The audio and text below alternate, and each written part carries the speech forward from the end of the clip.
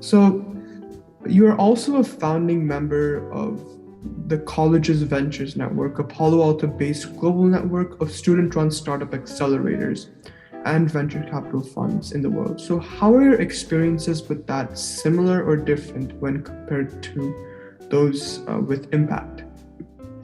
Well, one of the things we discovered when we all came together and founded CVN is, we have all these different startup accelerators in every single university campus, and they're all doing very similar things.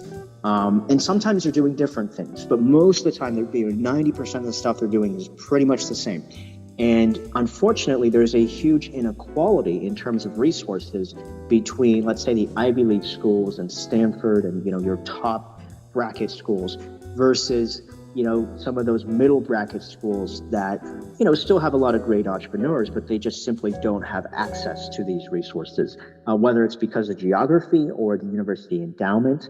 And what we discovered was there's a real value added in really connecting as many these student-run accelerators across the country, connecting them together and just sharing ideas, sharing notes on here's what works, here's what doesn't work. These are some of the, investors in our network. We can help you, if you help us.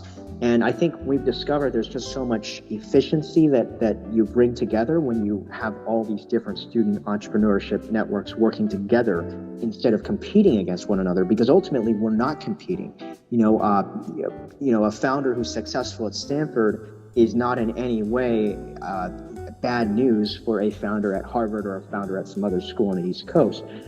It's not sort of like when you're buying a stock where someone has to buy, someone else has to sell. There's no sort of, zero-sum game being played here. And so ultimately connecting different accelerators together, sharing notes, saying, here's what's working for us. Here's how we're running a program to expand access to underrepresented communities, for example. That is something that another school that might never have done this before can take a look at our model, take a look at what we've done for the last semester and, possibly experiment on their campus as well. And that's sort of like the idea on how we started CVN. Obviously, it's gotten bigger. I think COVID certainly has helped us grow because, for the last year and a half, we were all online, and ultimately, sometimes in different time zones, but ultimately a lot of students were taking their classes asynchronously anyways. So it was all this free time and, just networking with people online and social media. And we came to realize all these different clubs and organizations have similar mission statements. So if we all just worked together and collaborated, so much new value could be created. Yeah, I definitely agree with you, and the idea of a national organization which helps founders from all of the country, whatever they're doing, that's really important. And I know that there's another East Coast-based institute. It's called the Young Founders Institute. It does the exact same thing, but for high schoolers, right? And many clubs all across the nation are part of that big umbrella, and it's actually very interesting. So you're also, I looked at your LinkedIn profile, and your tagline is you're currently investing in pre-seed to Series A startups, and that's really interesting because you're giving hope to the new tech and the new innovation. So what are the most interesting or captivating startup pitches that you've ever seen lately? The reason why I say pre-seed to Series A is because that is where most of the risk is, but that's also where most of the growth is coming from. If you're investing in, Series D, Series E, if you will, that's what a lot of people would call growth equity. And at that stage, you're not really investing for 3 times, 4 times returns. Instead, that's the percentage of your portfolio that's sort of guaranteed returns. And at that point, it's more of a marketing game. It's more of a sales game than it really is about the underlying product. And here's why, because most of the companies that are raising Series D and E, they're raising 10 million, even, 20, 25 million, right? Those are very large sums of money. Whereas when you're investing pre-seed to Series A, you're generally talking about anywhere between 100K to 5 million, but generally on average more like 300 to 500K, right? So a much smaller amount of money, but the growth, the sort of multiplication factor is much higher. I would say I've come across a lot of really interesting pitches, but some of the ones that, really excite me, there was a company the other day that I came across that's actually developing technology helping airports automate their safety precautionary procedures. And, for those of you who've been following the news about 5G lately, there's a lot of concern right now about the nationwide 5G rollout and how that's impacted flight safety. It's a real issue, and for those of you who are frequent flyers, you're probably very concerned about this. Fortunately, there hasn't been any accidents so far, knocking on wood, of course, but there haven't been any major accidents so far with 5G, but there has been some, obvious concern about the rollout process. And one of the companies that I've been meeting with is actually developing drones. So they're developing drones that help automate that entire process.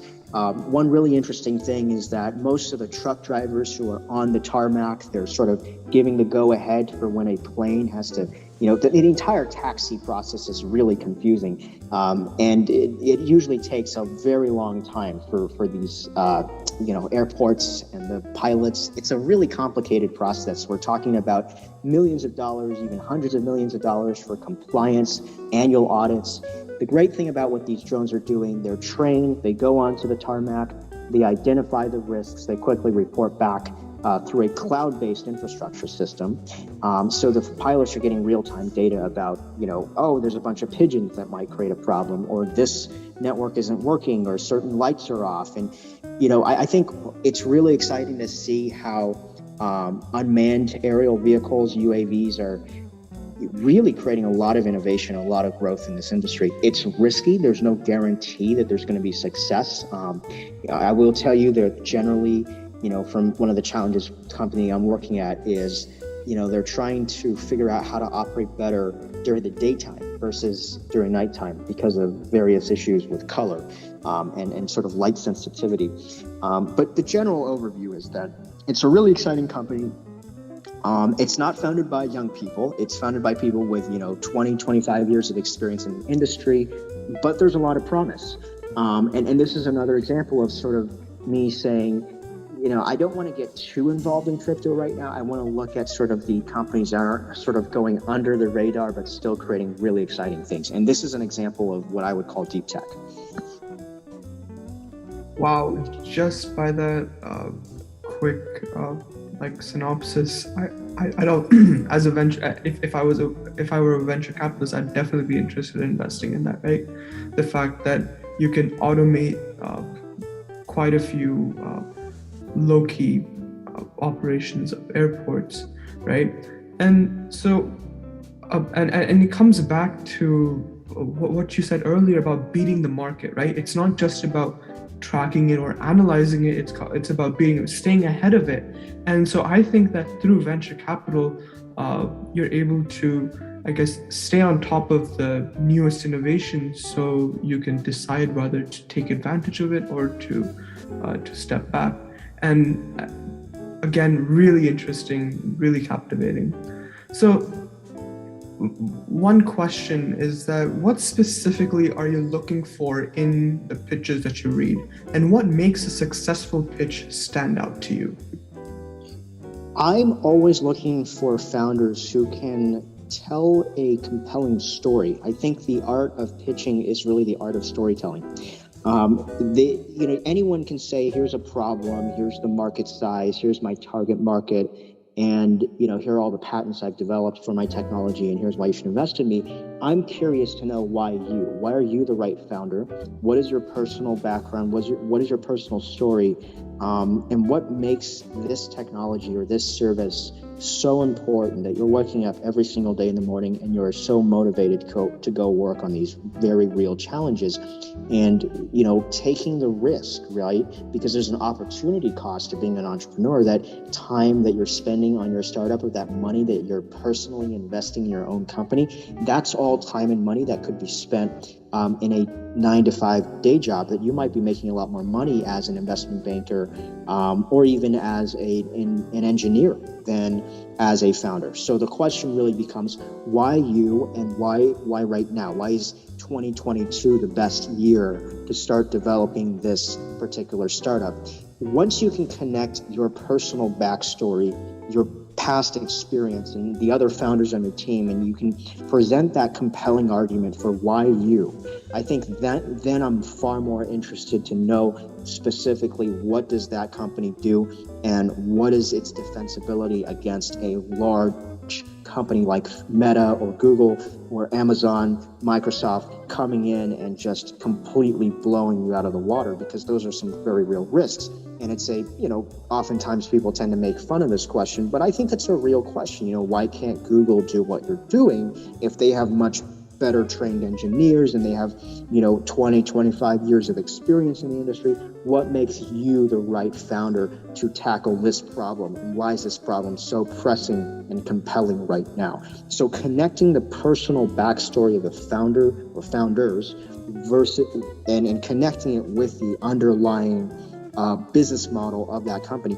Once you can connect those two things, I think you have a much, much stronger pitch right off the bat. And believe it or not, that is as obvious as that might seem. Most of the time when I'm reading pitches, I don't actually see that. I see, very good graphics. I see, they spent probably hours on designing even the font size and the imagery and all these interesting looking graphs, but there's no story as to why you. And I always start off every single meeting with founders, why you? Why are you the right person to build this amazing idea? The reason why that's so important is, believe it or not, there's actually a high rate of failure. And I'm not just talking about startups failing. There's a high rate of failure in the sense that many founders ultimately abandon their startups. They give up and they just leave. And all that money that I, as a venture capitalist, that I'm investing in that startup, that's just money that's never returning back into my pockets, right? And this isn't just a VC issue. It's a huge problem right now in crypto as well. There's a lot of people who are investing in various crypto projects. And because it is a completely anonymous process, many of these projects are, there's a specific term called shilling, right? Where they go onto Twitter, they go onto social media, and they shill a crypto project. They inflate the value of their coin, and then suddenly that coin collapses. It's happened like thousands of times, right? And that's not just a crypto problem, it's a problem in the startup industry as well. We want founders who are resilient and who have the emotional and psychological willingness to be in it for the long haul, right? That doesn't mean that your company has to immediately IPO. They can get acquired, or there could be a merger and acquisition later. But the important thing is to see that devotion and that willingness to not be afraid of challenges, but to tackle those challenges. That is actually, believe it or not, a hugely important part of the investing process. And it's also something that cannot be quantified. So that's, I think, what makes it very hard to compare startup A and B in that sense. Yeah, to all those listeners out there with an idea, make sure you have a strong story, because in those tough times, you're going to come back to that. That's going to be your internal drive. And I think Socrates once said that pathos can be the best weapon for a public speaker or an orator, but it can be the worst for the person actually listening, right? Because it can convince your listener very quickly, and listeners have no choice but to succumb to that, right? And just being able to, and it comes back to being able to just tell your story, because VCs are investing more in the co-founder and his or her qualities, his or her soft skills, rather than the idea, because I guess that's what's permanent in the VC field. So What's your advice for teens thinking about entering the venture capital field? They may have an idea that, hey, I want to do some sort of investing later on. I just don't know how to get started. There's a couple things. First thing I will say is it's an extremely tough industry to break into, so you always have to have a plan B. And it's funny because I've spoken to a lot of people who they don't want to break into VC. They want to do something else that's really hard to break into. I know people who want to go into Hollywood, and there's a lot of stories about successful actors out there who started out as bartenders, and they started out working at restaurants and doing the hard work and earning minimum wage, and then suddenly they get to stardom, overnight.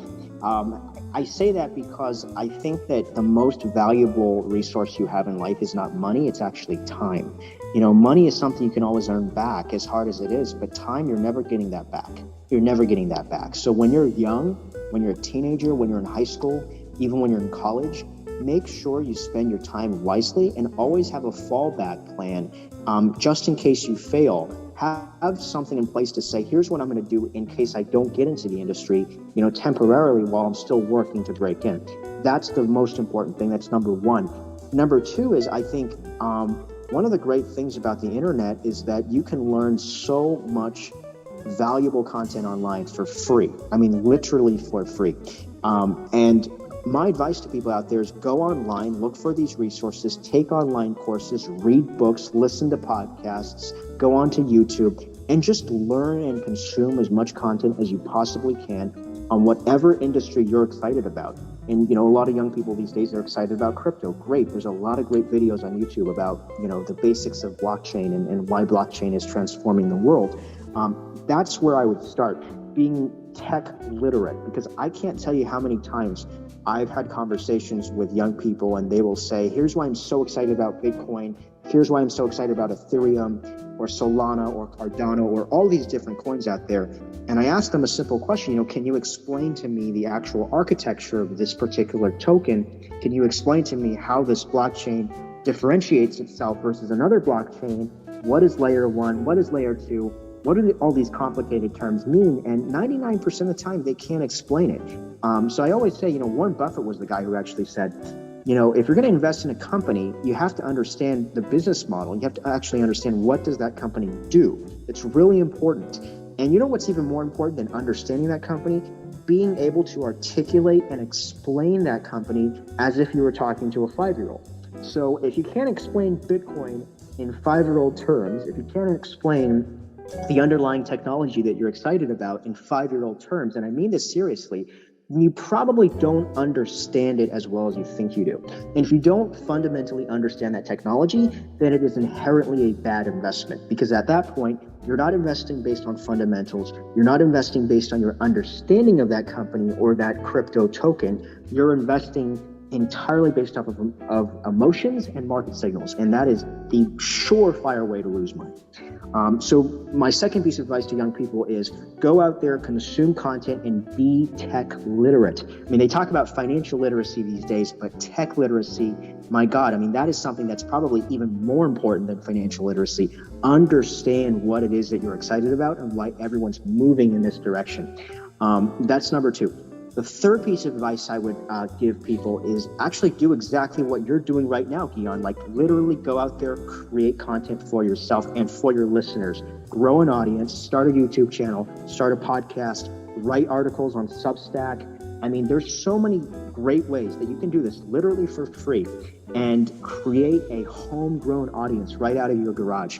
It's so exciting just seeing all these young people today that are really passionate about venture capital, really passionate about entrepreneurship, and they're just going out there and they're starting podcasts, they're writing newsletters, and they're just communicating with an audience.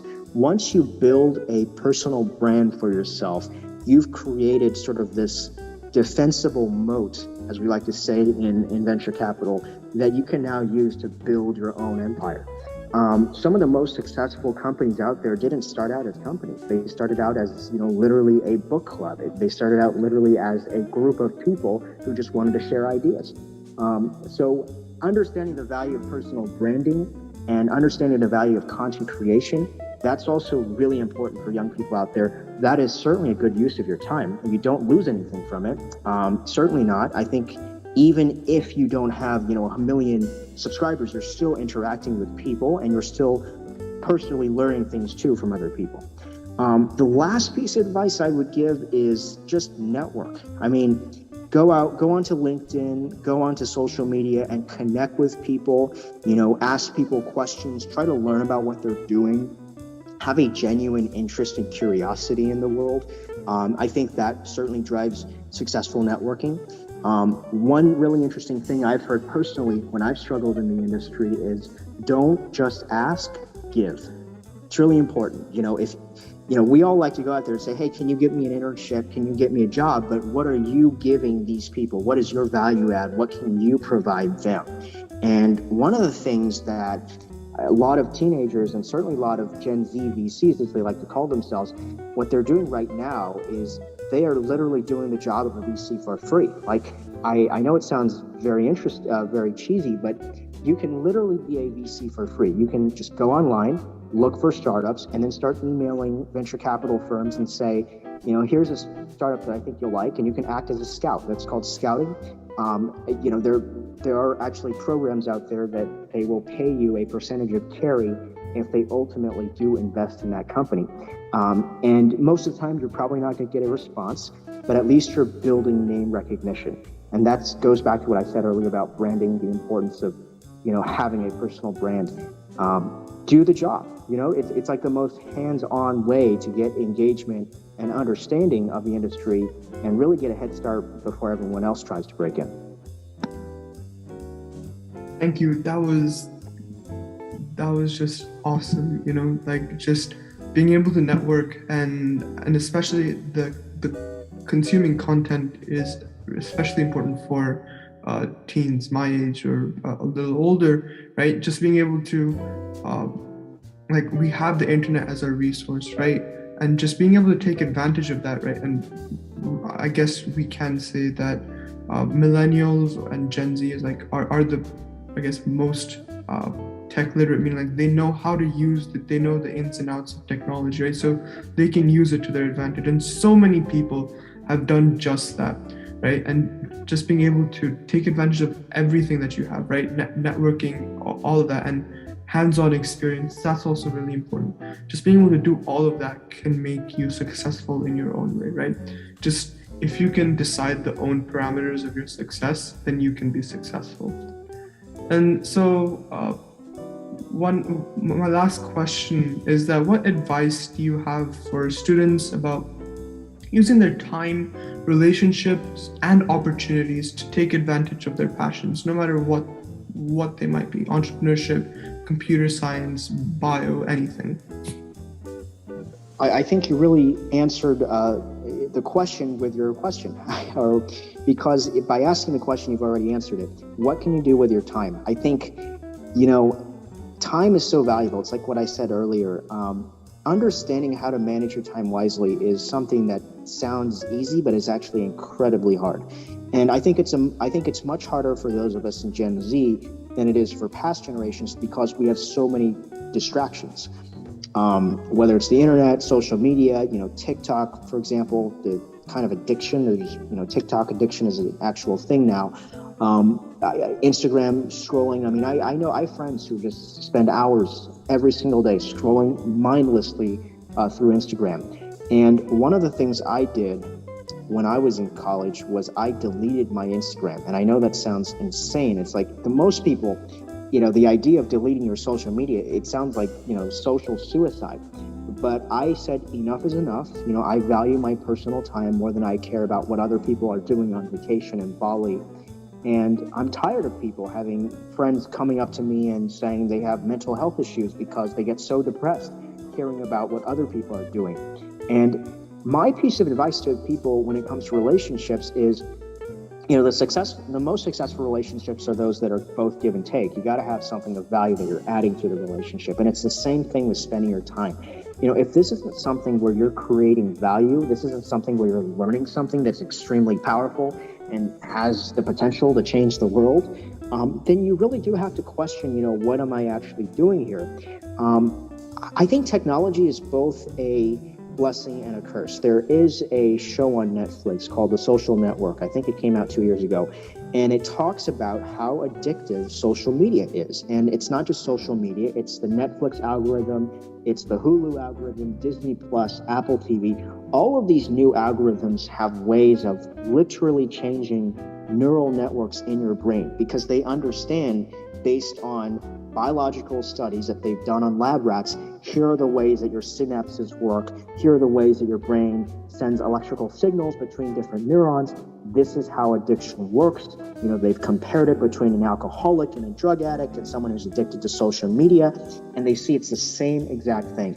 So the most important thing I have in terms of advice for young people who want to maximize time efficiency is get off of those things that are wasting your time. Don't waste your time. Figure out ways to save your time and to spend your time on things that are actually good investment for your future. So it's sort of like what I mentioned earlier, educating yourself through YouTube, through online courses, reading books.